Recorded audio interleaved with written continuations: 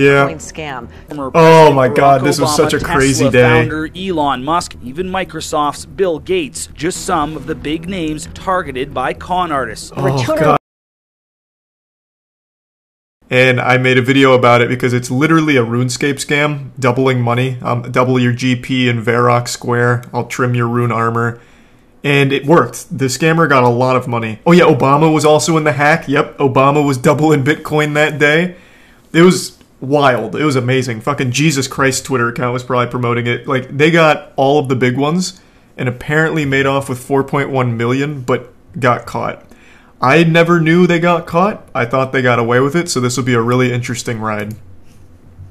People between the ages of 13 and 25 who are living in their mom's basement, existing off Uber Eats, never leaving their homes, and all of a sudden, they're instant millionaires. On the 15th, man, that's like racist against gamers. What are you talking about? A 17-year-old infiltrated Twitter, posting a Bitcoin doubling scam to the accounts of numerous celebrities. Being called the biggest security incident in Twitter's history. Former President Barack Obama, Tesla founder Elon Musk, even Microsoft's Bill Gates. It netted him $117,000. Damn, he looks like a fucking psychopath. To a teen who, at the time of his arrest, was found with 3 million more. And when I did some digging, I found that he has a long history of internet fraud and extortion.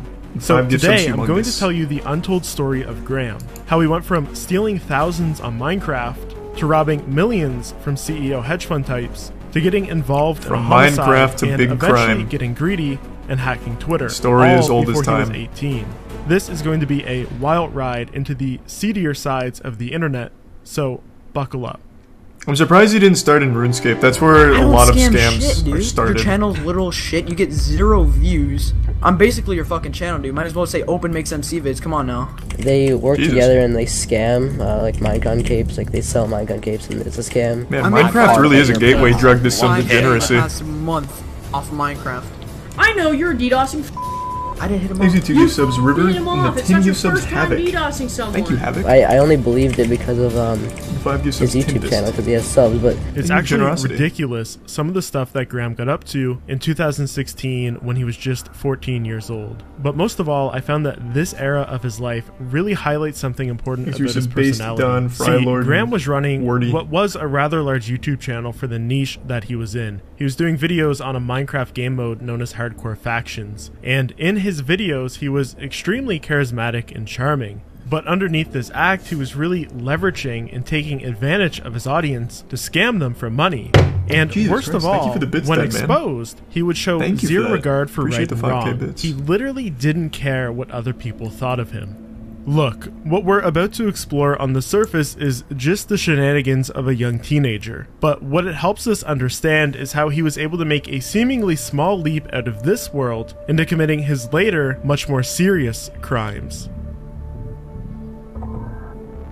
I mean, we should have known he was up to no good. He was using TeamSpeak in 2016. To arrive at this point in his life? Discord existed back then. Very little is known about his childhood, other than that he was raised by his mom, a single parent. As you've seen already, he certainly appears to have been a troubled youth, perhaps at risk to get involved in any sort of crime. But I would bet money on Hardcore Factions being his first introduction to the dark side of internet fraud and extortion. There's a lot of context here, so let me explain. See, this game mode was originally devised and hosted by Chapo Network.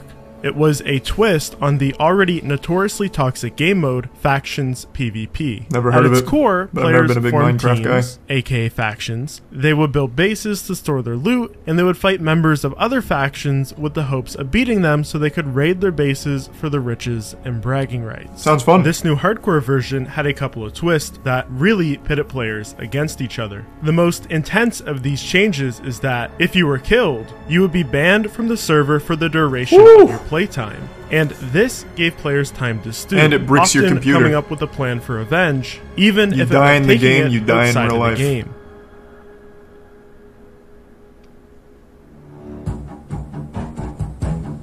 Thanks to the bits, Havoc, and the resub. During this era, Minecraft cheating clients were becoming extremely popular due to griefing teams on YouTube Havoc, glamorizing their destructive nature. And Hardcore Factions was no exception to this. With the stakes so high, it was almost irresistible. Extraing was one thing, but the real power was in the PvP cheats. players were almost forced into it to remain competitive. Now, that said, I don't think the actual cheating was the worst part. No, the worst part was the culture around these clients. See, hardcore faction players were known for DDoSing, account hijacking, and even swatting. The hack client culture had permeated into these servers. There was, and still is, an overlap between Minecraft cheating and actual hacking communities. You know, I remember... What's the point, though? Forum. Do we have any, like, Minecraft competitive enthusiasts? Like, what do you get out of cheating in Minecraft? Like, in RuneScape, I understand why there's so much cheating and so much foul play there, because you can make real money off it, and some of those scammers, some of those botters make a full-blown living. But what do you get from Minecraft? Like, there's no currency in Minecraft you can sell. Just clout? I'm number 5 in the world in Minecraft. He's gonna come in here and tell lies to me like that? Lie right to my fucking face? Okay. So you really just get bragging rights and clout, I guess. That doesn't really seem worth. Thanks for the gift sub suddenly, and the resub super, and the prime. Kyo? A young teen than myself, and that place was literally my first introduction into the world of booters, dump databases, credential stuffing, remote administration tools, you name it. They were using all those techniques there to procure hacked Minecraft accounts. On Hardcore Factions, people were literally purchasing and selling stolen accounts known as alts for a few pennies each to continue playing during that period after death. But for some, there's a little like incentive. Graham, they would end up exploring these techniques outside of the context of Minecraft. It was like a stepping stone, because these same techniques could be applied to get into any type of online account. Banks, social media, crypto exchanges, you name it. Oh, that's a good title for this section.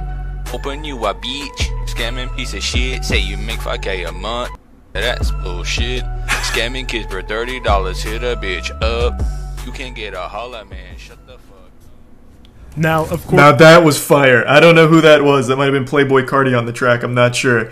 That man rhymed shit with bullshit and shut up and fuck up. Or no, hit a bitch up and shut the fuck up. So up with up and shit with shit. That's innovation. That's pretty good. Of course, just being involved in these communities, Graham didn't immediately break into high-level social engineering overnight. There was a series of events that seemed to have led Graham down that path, each step of the way less innocent than the one before. And you know it's bad when someone makes a 6-minute-long diss track chronicling all that you've done wrong. Say you care about your fans, man. You don't give a fuck. Scamming, doxing, dusting, faking, boy, where does it end? See, Graham first broke bad between 2016 and 2017 on his YouTube channel where he mainly posted trapping videos. Those are clever ways to kill other players in hardcore factions. And he did all this under his Minecraft name, OpenHFC, and later just Open. That username is important, by the way, and very telling, but we'll get back to it shortly. Now, instead of finding legitimate ways to monetize his niche internet micro-celebrity fame, instead he turned to devising little scams to rip off his audience, often with an accomplice. Open was with Feed. Feed is pretty much Open's scamming buddy. Though, when you watch some of these, you really get the idea that Graham was the one leading the entire thing. The deal was I'd give him $50 and a shout out for a Minecraft cape. I'll give you the link first. Alright, that's the redeem. That goes to a website, blaze.tk. User disconnected from your channel. He says that he's looking for server trailers to upload. Do not work with this guy. He charges like $200 a trailer and then he doesn't even upload them. He just runs away with your money. Made a fake giveaway. Yeah, and you already admitted it was fake, so don't even try and play like it wasn't a fake giveaway. I just didn't give the shit to the winner. Exactly. I don't care. No matter how many exposing... No, the giveaway wasn't fake. I just decided not to give away anything. But it wasn't fucking fake. And how dare you say that it was, swine? So this is accomplice talking? So this is 2016, so they would have been, what, 15 here? I think, something like that. Thanks to tier 1. Atrialic and the prime cookies and the resub Bryn. 14 to 15? Okay. So they're still in that range. Videos came out, his audience didn't really seem to care or even dwindle. He was still growing. And when he did catch flack, he'd just try to talk his way out of it. DDoSing attempt to where? Okay, I can't have an MC resolver of a staff member? Let me ask you this. Why would you want a staff member's IP? Just tell me. Who said I wanted his IP? Well, why are you searching on MC Resolver then? Who said that? What if I want to see a skin? And when someone pinned him, he'd brag about it. Tracker, you staff? I was staff in my GQ, yeah. So if I say fuck you, is that staff disrespect? Oh really, I don't care, because you're like 12. I'm like 12, but I make more money than you. Ooh! Sure, man, sure. Do you think I'm kidding? Why are you trying to act hard about your PayPal? It's I like made 5K damn. in the past month. Kid's balling. Hey, dude. Good for you. That's good for you. Off Minecraft. Keep in mind, these are all pretty much YouTubers that he scammed. You can imagine the amount of other people he scammed with no following to expose him to. Nothing about his channel was honest. Even the trapping videos were exposed to be fake. One of Open's friends recorded Open faking his clips and planning it out. I swear, Pastor, you're gonna be like the type to make an expose video on this bitch. If anything though, having so many people help him make these videos really illustrates something about Graham. He was good at getting people to do what he wanted. In fact, at some point, it doesn't sound like it. Minecraft server. It sounds like no one respected him. It's so much so that he needed to say that he makes 5K a month off Minecraft.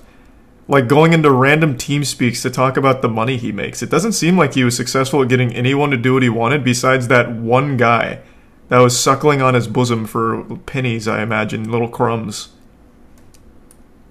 Oh, this was after the scam, that voice call. Okay, alright, maybe my timelines are getting shifted here. Thanks for some Luca. PvP, but he lacked the technical talent to do it. But to compensate, he talked his way into getting other people to set it up for him. Like, this is literally setting up your server. I don't know why you're complaining Well, you guys about pay it. $10 for that? I'll give you $10 for the clip, and then we'll set up your damn server, yes. And when they wouldn't do it for free, he would try scamming them. The prime cook. All you need to do is give me your work. The plugins. About the plugin, sent it to him in a file, and as soon as we sent it, he said thanks bitches, and then he spammed John Cena like soundboards and everything like that, and then he left. I don't play with your crap, bro. You mess with me, you mess with my boy. You wanna know who my boy is? My boy John Cena. He even scammed other YouTubers into promoting it. This is the description and shit that he wants you to put for a trailer, basically a trailer. His talent was in manipulation, not technology, and he didn't seem to want to pay for anything, no matter how little the cost. He was greedy, and this is foreshadowing. Now, there's one last aspect from this time in Graham's life that we've yet to examine. His username, Open.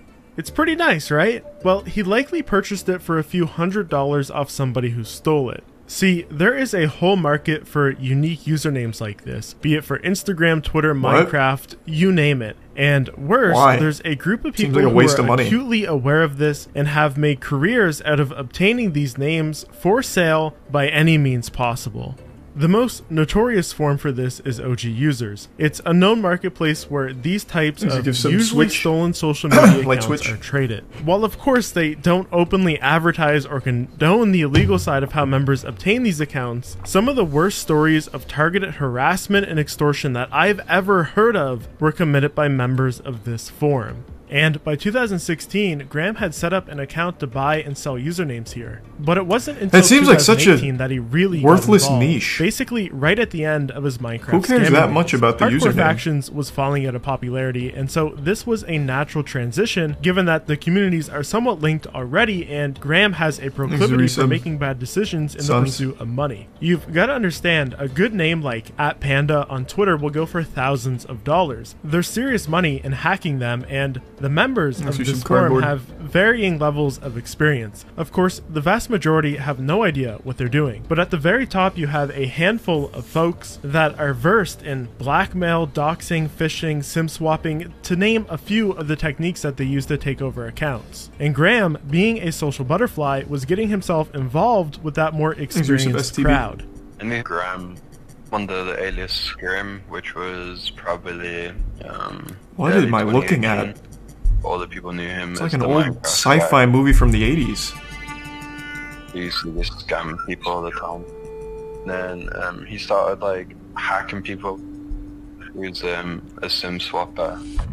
They fucking uploaded Zordon to the metaverse there. I don't really know what that was, but it was intense. Service. When they finally captured Graham, they made it known to me that there was probably some recovery that was available to me. Exactly 1 year before the Twitter hack on April 15th, 2019, tech investor Greg Bennett was having a little afternoon business chat with his son when his mobile phone dropped signal. It absolutely goes dead. There's no cell signal, no nothing. I can't get into my email accounts either. He was the target of a SIM swap attack. I immediately called up AT&T, and they say, sorry, sir, that's not your account. That's your first problem. All my crypto accounts have been hacked. And think about how easy this is. If somebody takes over your phone, all these folks have to do is use your email address to try to log on to these accounts and then say, forgot password. So then the password resets. It's sent to your text, which is now controlled by another phone that you don't have. And they reset the passwords, and now they have complete control over getting into all of your crypto accounts. This type of attack was becoming more and more common. While it was originally devised to break into social media accounts to steal their rare usernames, perpetrators on OG users quickly realized that they could use the same techniques to break into the accounts of large crypto holders. The way Graham used to find his target, he would go on like the Twitter accounts of Coinbase, Bittrex, Binance, and he'd see who looked rich, who didn't, you know, who flexed, who didn't, who looked more wealthy. Once Graham and never identified accomplices targeted Greg, they would have doxed him to get his phone number and email addresses, and then used that information to execute the SIM swap. In total, they got away with what amounted to be 164 bitcoins. 100 of that was straight Bitcoin, and the other 64 was various altcoins. At the time, that was worth $856,000, but in today's value, it would be worth $6.3 million. So what the heck does he do with it? He balls out. According to the Times, Graham was attracting attention at school because he seemed to have an unusual amount of wealth for his age. He was buying designer clothes, apparently flashing large amounts of cash, and of course he had that being. He went to Gaither? I mean, I knew he was a Florida man. I didn't know he was a Gaither high school man. Bro, I knew so many people that went to Gaither.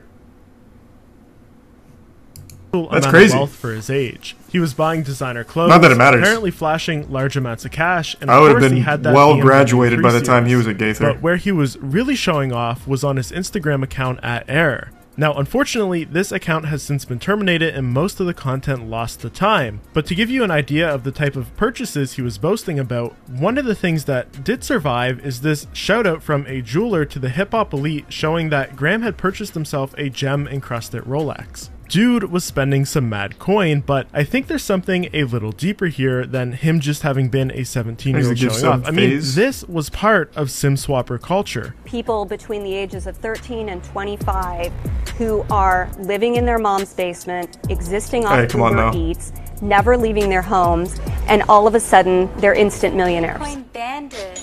I've been in the kitchen, wrist twisting like a trick shot. Most you rappers got no bars like a sim swap. E-girls dropping out. There was idolized members of OG users like Windblow, Xavier, and Joel, who between 2016 and 2019, without any punishment up until then, stole into the tens of millions of dollars by sim swapping, and they were openly living lavish lifestyles because of it. Make 50K off extortion. On Twitter you couldn't afford it. I mean, Xavier literally purchased a $200,000 McLaren with stolen crypto and posted about it on Instagram. Worse, he was publicly sharing videos like this too. Notice the sign spelling out his handle? This was at the Hyde Sunset Club in Los Angeles. That is not a cheap place. Jesus Christ. And his friend, another sim swapper, Joel Ortez, was there too, posting videos of them dumping out $200 bottles of glow-in-the-dark champagne over designer watches. At least he got this good selfie with those bottles first, because now he's doing a decade in prison at 21 years old for having stolen 7.5 Wait, you're telling me this guy is 21 years old? That's a rough 21. Man, you sim swap and it costs you 10 years of your life. Jesus. My man is not looking like a 21-year-old. This guy looks like he has 5 kids at home. And $7.5 million. I digress. These were all young guys stealing a ton of money, spending it fast, and boasting about it, and I can totally see how Graham could have idolized these people, and perhaps that's why he seemingly followed in their footsteps. Graham and friends. actually ran into a problem when stealing from Greg. Because I had a 100 Bitcoin limit in this specific account with Bittrex, they repeatedly tried to go back in and take whatever else was left out of that account, but the 100 Bitcoin limit kind of mitigated my losses, if you want to say that. And so, just like the Minecraft days, when one scam isn't working, iterate. In this case, that meant extortion. Graham Clark, who was going by Scrim at that time as his pseudonym, so tried to ransom you from your own email address to regain access to your information for an additional 50 Bitcoin. Was that what they tried to do as well? Yeah, so I actually had 4 email accounts. They had actually hacked all 4 of them and then gave me access, regave me access to one, and used that as a vehicle to try to communicate and extort more from me. But as the days go on and Greg isn't responding to the ransom, it becomes apparent Greg that Graham has down. pulled a fast one on his accomplices. Graham decided to keep all the money and he didn't split it with the other people. I assume Graham vanished on whatever messaging service they were using, because they get desperate and start trying to reach him through Greg's email account, threatening that they're going to turn him into the police if he doesn't share 66% of the theft. Yeah, so I mean, as you know, a lot of people didn't like him because of some of the choices he made. So obviously that's going to come with some backlash. They got his family's personal info. They were just constantly harassing him. Someone sent people to Graham's house to scare him or even rob him at one point. Well, they're planning his robbery. They wanted to have him like tortured, like holy a lot of shit, dark things done to him. The thing is, he was no ghost. After this, he was the subject of a criminal investigation which ultimately led to a search warrant being executed at his residence in August 2019, just 4 months after this theft. Get this, from that they seized $15,000 in cash and 400 Bitcoin from Graham. That is a crap ton more than what we knew about. I mean, I assume he was involved in many similar SIM swap attacks that were never linked back to him to acquire that, but at this point I don't think we're ever really gonna know for sure.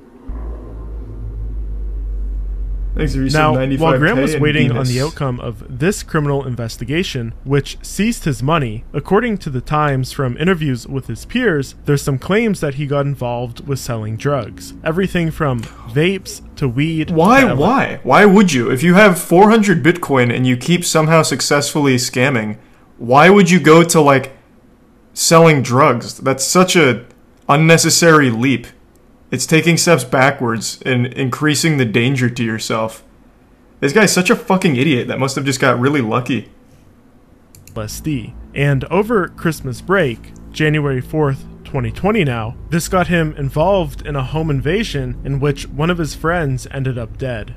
2 people were shot, one of them dead after an apparent home invasion in Citrus Park. The other is in critical condition. It happened at the Seasons at West Chase apartment complex on the 12,000 block of Citrus Falls Circle. At about 7:30 p.m., 2 teens kicked in a screened back patio and let themselves into an apartment through an unlocked door. One of them was carrying a firearm. Both made demands of the residents, a man with his fiancée, and that man retrieved a gun and opened fire, hitting both teens, according to the sheriff's office. They were rushed to the hospital where one was pronounced dead and the other was listed as in critical condition.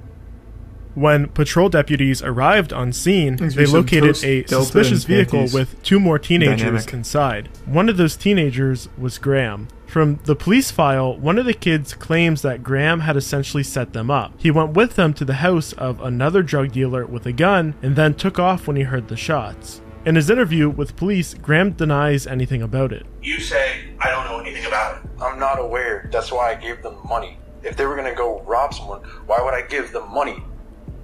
Is that believable? What's believable? What you're telling us. I counted 5,500. I gave it to them. They walk and they go do the thing. So what makes you think I know that they're going to go rob someone? From the police reports, they concluded that there's no proof. This has of what so Graham's much actual to role it. was. I thought it was just the only thing they knew for sure was that he was turbo outside nerd the who car hacked when the Twitter shooting accounts. took place. There wasn't enough evidence to convict him, and so he went free. 2 days after the shooting and 1 day before students returned after Christmas break, the principal sent out an email saying those who were involved in the shooting face serious charges and will not be returning. And so this was the end of Graham going to high school, and it's at this point, with his world crumbling around him, that he decides to move out on his own. And this was possible because the feds let him off real easy on the SIM swap case. Oh, that sounds like the feds. Why? That every single penny that this defendant has access to is by ill-gotten gains. After an 8-month-long investigation, all the charges against Graham were dropped. Oh, he kind of like said that they came to an agreement where he had to give up blah blah blah amount of funds, and once doing so, they drop all the charges on him. Out of all of that money seized, they only made him give up 100 bitcoins. They essentially were after him for the theft of $1 million. When they raided his apartment, they found $3 million more on top of that, and they let him walk free with that money as long as he paid back what they knew he had stolen. Our office spoke with the prosecutors in California about the decision to have him pay restitution and basically not to criminally charge him as an adult. It seems that the main reason for this outcome is because there is a lot of barriers to charging a minor with a crime, especially at the federal level. The law may need to be changed to allow the federal system to catch up with the reality that you have younger kids getting involved in online scams, crypto scams that really merit more serious prosecution and punishment, which federal law doesn't currently allow. I mean, he was thankful. Hey, Scooter, good to see you. Hope you're doing well. A bad way. He wanted to like move forward and like invest all the money he's made over the years into like a legitimate business. He wanted to work on being a better person in general and like moving on to more legit things. But I think the real lesson Graham took away from this is that as long as he's a minor, he can steal all this money and get away with it. Because 2 months after April 2020, when he got back 75% of his seized assets, he went on to hack Twitter. And this is important because Graham's birthday is in January. He had less than 8 months before he turned 18. Uh-oh. The clock was ticking down. Graham's becoming an old man and aging is cringe.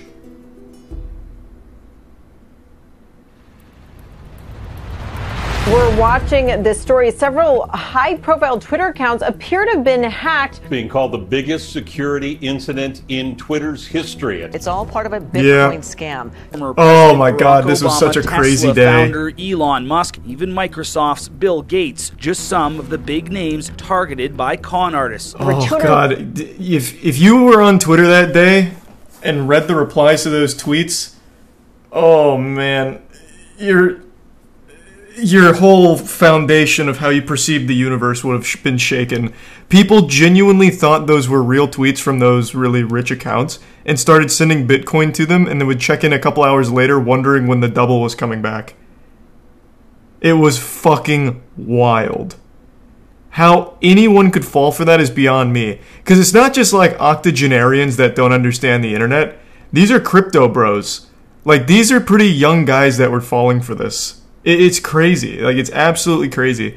Anyone who sent money to those accounts very much did deserve that. Like, I don't know how anyone could possibly fall for something that blatantly obvious. It is the oldest scam in the entire history of the internet. It's crazy. And apparently he made millions from it.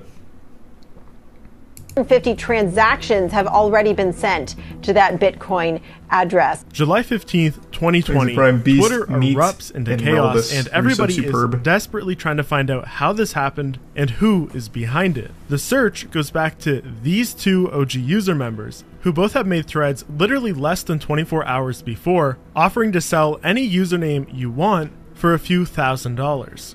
This was godlike access, the stuff of fairy tales within these circles. And so Hasib Awan, founder of a SIM swap protection service, picks up that these two obviously have access to some huge breach to be able to offer this service, and so he posts a screenshot of the thread showing it as a possible lead as to who is behind the attack. And Chewan freaks out. He messages Hasib and says, "Please remove this. I am not the bad guy. I don't want to get in trouble here. I'm just a broker.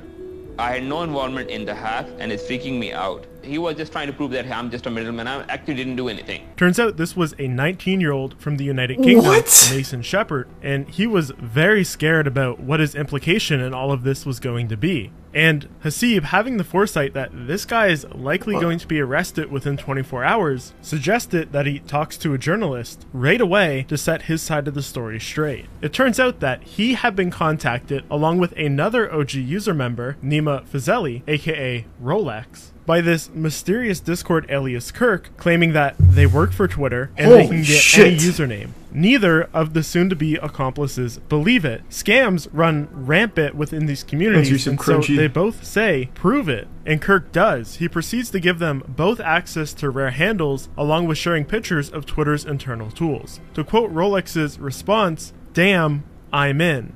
And so this is when the sales threads went up. And over the next few hours, before Joe Biden, before Elon Musk, all of these rare, non-celebrity accounts are being taken over. In total, they brokered the sale of $40,000 worth of rare usernames. Oh, I thought it was 40,000 usernames. 33,000 went to Kirk, and the rest was kept by the now accomplices as a brokerage fee. Nighttime now in the UK, and real happy about having just made a few grand, Mason goes to bed. He even shared a picture with the Times of him saying goodnight to his girlfriend before it all went to hell to prove he wasn't behind it. Unfortunately for Mason, I don't think he fully... Wait, what? Did that say goodnight, Porky? I love you, baby, nap well. Oh, this is even worse that these screenshots came out. That's worse than facing jail time. Goodnight, Snowflake, and goodnight, Porky. That's fucking adorable. Jesus Christ. Wasn't behind it. Unfortunately for Mason, I don't think he fully understood what his involvement in this meant for his future. Thanks to resub Edgy, Tonight, the FBI Quinn, is and leading Neil, a new investigation Sweaty. into the most high-profile hack in Twitter history. Almost immediately, the public knew it all started on OG users. But as the days rolled on after the attack, the answer to the biggest question of all was starting to come to light. Who is Kirk, and how did they get access to Twitter's admin tools? Watch it actually be Elon Musk. May 2020. It was literally only a factor of days after Graham wrapped up his case with the Secret Service that him and another kid started work on getting into Twitter. What's really remarkable is his accomplice was actually 2 years younger, just 15, but much more sophisticated than Graham, and according to investigators, the two had previously worked together on SIM swap scams. Being so young, this guy was never publicly charged, and so much about him remains a mystery, but we do know he was a member of OG users since age 13. Isn't that fucking crazy? That blows my mind. That 13-year-olds and 15-year-olds are these, like, unironic elite fucking hacker maniacs. It seems like almost every high-profile hack, at least that I can think of, was orchestrated by someone sub 18 years old. That absolutely blows me away. Because when I was a kid, I couldn't sit down and do, like, fucking tedious coding or, like, brute force attacks on passwords in RuneScape or something like that for more than, like, 2 minutes. I don't know how they could possibly do that, especially at that age, when you're constantly just, like, hitting puberty. You just want to fucking think about titties and boobs and Google butthole. And meanwhile, there are some kids that are so motivated that they will sit there for hours and hours and hours just tediously coding endlessly. It is a wild concept to me. Wild. Like, what was the story we read a couple weeks ago? The guy who hacked North Korea, wasn't he like 16 or 17? The CIA and the FBI should really be hiring these kids to, you know, secure things or whatever. Granted, that may be in the legal gray area of child labor, but they're clearly much better at it than the officials. And prior to this, he was actually involved in hacking GoDaddy. By this time, SIM swapping was becoming harder than ever. With so many high-profile cases, crypto trading platforms were making the move to non-SMS-based two-factor authentication. And so these two took the same set of skills, but applied them to a new target. The self-employed attorney, not a fan of working from home, but 2 months after sheltering in place, Twitter is making the idea a permanent option for some. This was just months after COVID hit the West. Amidst the massive shift to working from home, companies were rushing to deploy systems, allowing their employees to remote in. But this wasn't a perfect storm. The two realized this and got to work on abusing it. At first, casting a massive net. They started by compiling a list of Twitter employees on LinkedIn and used job recruiter tools to obtain their phone numbers. From here, they used the same skills required for those SIM swap attacks. Really, it was about being convincing on the phone, calling employees, social engineering, the IT department. Hey, we've got a problem with your account. I need you to log into this portal for me. Except it was a phishing page. The employee would enter their username and password, and that would be stolen. From this, they were able to get into Twitter's internal Slack channels and start piecing together who had access to the admin tools that they were really after. The net was getting smaller, and they tailored the attack to target this group specifically. That's a good question. How do the adults fall for the kids' voices? So I imagine what they did is they'd use some kind of voice filters, kind of like how VTubers will use filters from time to time, right? So I imagine they used filters to change their voice around and be convincing enough. Social engineering is basically the most efficient form of hacking. If like any service has customer support that can actually solve problems over the phone, they can easily be manipulated into just giving up that information. That's how almost all of the big hacks have happened. So I think AT&T was the most vulnerable one. They're pretty fucking dog shit from everything I've read. All you really needed to do was just say like, hey, my phone, my dog pissed on it, it's malfunctioning, everything's gone all cattywampus, I need you to give me all my passwords. And they'll be like, alright, sure, bet. And they just like tell you it. So it's like super simple in theory, but I guess it's just a pretty hard thing to execute since it only happens occasionally. And on July 14th, one fell victim. Graham and his accomplice were in. They now had access to every Twitter account, and they could take them over with the click of a button. So, starting at 3 in the morning, the two start taking over these rare usernames and selling them under the alias Kirk. But by afternoon, 2 p.m., the gig is up. Word has spread that this isn't a real Twitter rep, and nobody wants to buy anymore because the chances of these names getting reset once the hacker is discovered is far too risky. The pair know this. Taking over so many high-profile accounts is going to draw attention. They don't have long on this admin account, so unable to profit from usernames, what do they do now? There's more implications than some bitcoins being tossed around on the internet. Basically could have had every DM on every account for every celebrity within like an hour. Could have sold intel to Russia or China. But imagine it on what kind of intel will be exchanged via Twitter DMs? They could have launched a nuclear war. Not exactly, but they could have killed Apple stock and made a bet on it and made millions of dollars. I think we got lucky here. Out of all of the things they could have done, they ran a doubling money scam.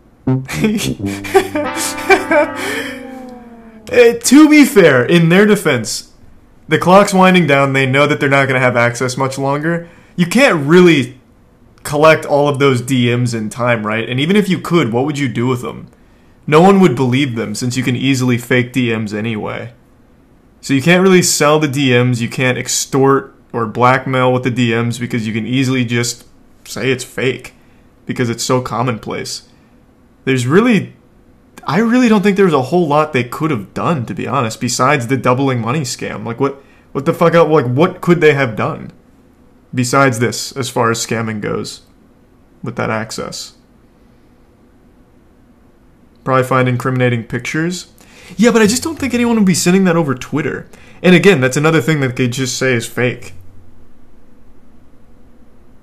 A stock market scam? Yeah, I mean, every time Elon tweets, Tesla stock goes down, so I guess they could have done something like that. I think stock may have been the only other play.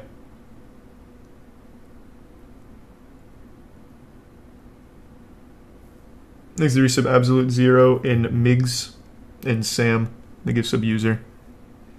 Yeah, so I guess stock really is probably the optimal play. But that's really like all.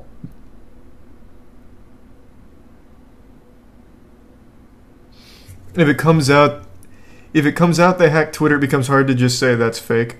Maybe, I suppose, but then you still would take everything with a grain of salt. Just sell their information. Again, that's what I'm saying. Like, they have no reason to believe the information is valid. It's Twitter DMs. Those are faked all the time. He's a tier 1 Kaiser. I think probably stocks would have been the most, like, detrimental thing, impactful thing they could have done, like as far as a disaster goes. I lost 20k because of this. I hope you're memeing. Don't tell me you're one of those guys that's fucking sent Bitcoin to Elon Musk or Obama who said they were doubling your Bitcoin. Please don't tell me that, man. Thanks to Tier 1 A-Rod, Nerissa, Jealous, and Artago. I would have expected this from an 11-year-old in 2008 on RuneScape, but not from these two. Could have done anything, honestly, and you would have made more money. Just teenagers at the end of the day, so... You know, from all of this, they only received $118,000 worth of crypto. Oh, whoa, I thought they got a lot more. It would have been a lot more, but the big crypto exchanges pretty quickly put that address on their blacklist. Coinbase alone stopped an additional $280,000 from being sent. I think we're starting to get the picture here that these two were more savvy than smart. Get back to the beat, oughta drop some bars. Got enough proof to put you behind bars. Is that still from the original Minecraft diss track? It looks like at 19. They must have taken a picture of him back in like late middle school. They are not doing him justice here. They should have taken a cool photo of him. Like one where he's got like the hood up, hands in his pocket, looking down, maybe a Kubrick stare. They are doing him dirty.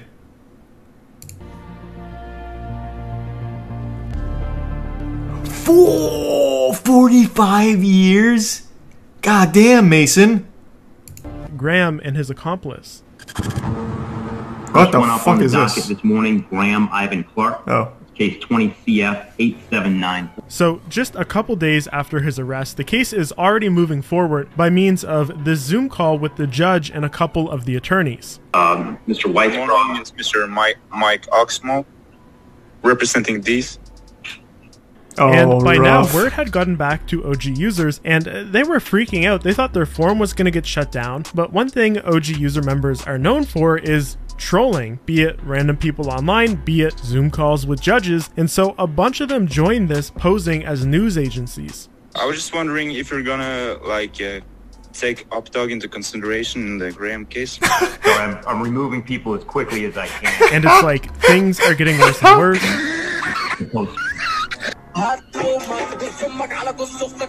And then finally, someone court should really be like take this. over the screen, and they start playing this pornography. As was pointed out to the duty judge. I'm not going to take a risk here. We'll just reapply. I'm going to end this. Reapply to. This just reminds me of Call of Duty lobbies. It's a stark reminder that it for sounds most like of Call of these Duty people, lobbies. They're teenagers. And for someone like Graham, they gave him second chances. They gave him opportunities to turn his life around and do the right thing. And so, what do you do with him now? All new at 6, a Tampa teen accused of running a Twitter hack on some of the most famous people in our nation made his first appearance in court today. Hillsborough State Attorney Andrew Warren filing 30 felony charges against 17-year-old Graham Clark. Graham was being charged as an adult and faced up to 210 years in prison. Oh. On top of this, his assets became a hot topic. Clark was the subject of an earlier investigation that ended in April, in which his defense attorney says he had around $3 million worth of Bitcoin. The FDLE alleges Clark used some of that money to set up infrastructure for this Twitter hack. They put a $750,000 bond on Graham. That's nothing and to Graham. prosecutors requested that he be forced to prove any funds used to post bail were legitimately obtained. They didn't want him using that Bitcoin. The judge granting that wish. Graham ended up sitting in prison for 7.5 months before eventually entering into a plea deal. Hey, Mr. Clark, do you understand that those are the facts you're pleading guilty to? Yes. Clark's 6 total years of punishment are the maximum allowed under Florida's youthful offender law. That youthful offender status is available only once in a person's life. It means Clark will be held in a juvenile facility and he'll get education and transition services, which will prepare him for a productive life after he serves his time. No, it won't. What the fuck are you talking about? I don't think these juvenile sinners do much of anything. At all. But he went from 210 years down to 6. So my man, even with his hand in the cookie jar, still came out with a dub. That's crazy. Wow. Thanks to the bits, DM, and the resub no clout. And he knows if he violates his probation, he'll face a 10-year sentence in adult prison. Some might say that Graham got off easy, especially when you consider he'll eventually be coming home to that 300 Bitcoin, which has appreciated astronomically in value. As of today, it's worth $12 million. In this case, we've been able to achieve justice, deliver those consequences, while recognizing that our goal with any child, whenever possible, is to hold them accountable and have them learn their lesson without destroying their future. There's this idea that one's on... What do you mean? This guy spent from the time he was 13 to the time he was 17, spent his entire life scamming and hacking shit, and then was involved in an armed robbery that ended in 2 people getting shot and one of them killed. What are you talking about? And you still got fucking slapped by him. My man is going home to a huge payday because that Bitcoin is just going up and up. I don't know who that guy is in the suit, but that guy's a goddamn fool. He's an idiot. Graham is set for life off just the Bitcoin sitting in his home. Online identity is strikingly more raw because with a level of anonymity, you lose the barriers of social mores, constructs, and trepidations. And so one can act more in accordance with their true self, do what they might otherwise not. It was more about, I was more concerned about just the loss of identity. And so it makes it very easy for someone with a low moral compass to commit these kinds of attacks on the foundation of the internet. Especially kids, because their morals are undeveloped, especially when they get involved with groups like the ones Graham found himself in. I found many of these groups will treat their fraud like some sort of legitimate business. They're boasting about it and they receive praise from other scammers. And so it creates this social group where everybody is accepting of the wrongdoing, and I think this helps them feel like they're not a menace to society, and in fact even like they're achieving something. Having a friend group doing the same thing normalizes it. And I think that is a very dangerous situation to find yourself in, especially if you're someone who is a recluse. You maybe don't have any friends in real life. Graham wasn't a recluse. It looked like he went out all the time. Social group. How are you going to get out of that? It's almost like an addiction for them. They just keep making money to the point where they don't care anymore. And no one online has empathy. For the majority, everyone's a sociopath. To scam is to not... I may have missed it. Can someone fill me in? Who are those two, like, cyberheads? Are they people that knew Graham and, like, were accomplices or worked with him at some degree, some level?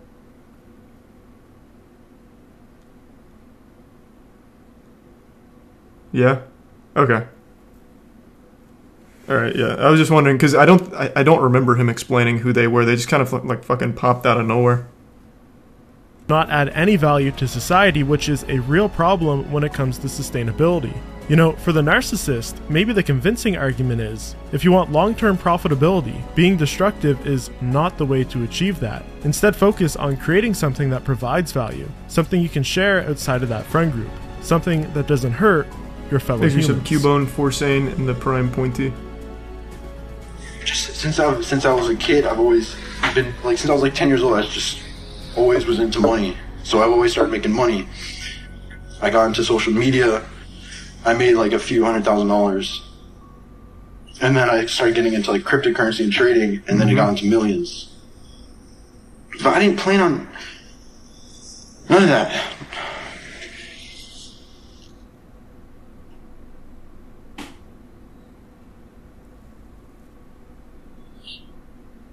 That was the 13-year-old, or 15-year-old, right? His accomplice. Damn. What a wild video. Good shit, Crumb. God damn. I had no idea the lore went that deep. Went that hard. That's wild. Thanks to give sub Humongous in the Prime Caroline in 3-4.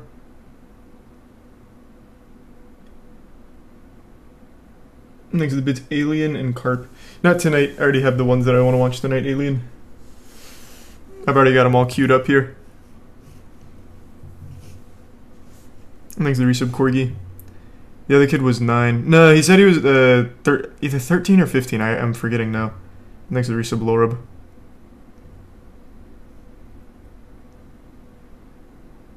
in the Prime Kelsar. 50. It was 15? Okay. Thanks for resub. Spade in the Prime Smithy. That's literally what's going to happen to the kids who hacked NVIDIA. What? I don't know that one. NVIDIA got hacked?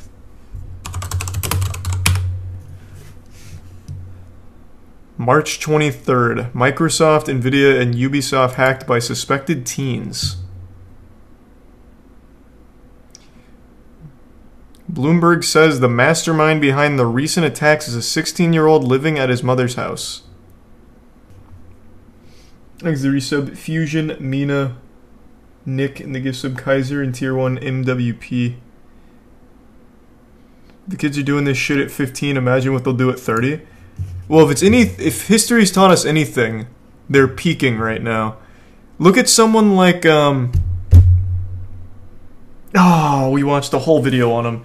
The hacker in the early 2000s, they had like a whole movement saying free hacker. What was his name? It was a big thing. I don't remember exactly what he hacked, but it was a big deal. He was like one of the most prolific ones. Was it Kevin? That sounds super familiar. Yeah, I think that's who it was. Kevin something. Kevin Mitnick? Was that it? I don't remember. Let me see.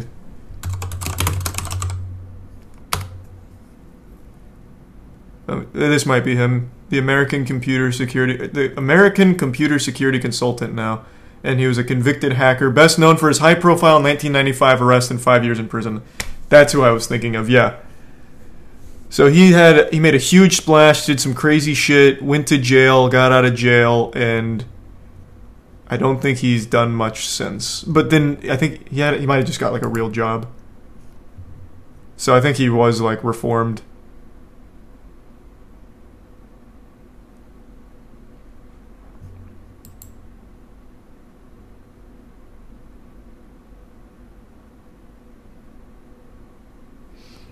He's a tier 1 Dicky in the Prime. Mons, Immortal, Heartsome in the resub. Hey man. Thanks to the bits user. And yeah man. Hasn't gotten caught since lol. Yeah. Maybe not. Maybe Kevin's behind this whole thing. Like he set Graham up. Yeah, I'm gonna go to the bathroom real quick. Just give me a second. And then we'll check out the next one. We'll stay with scams. We'll do the CoffeeZilla one here, and then we'll go to the Sky Does Minecraft disgusting shit. I'll be right back.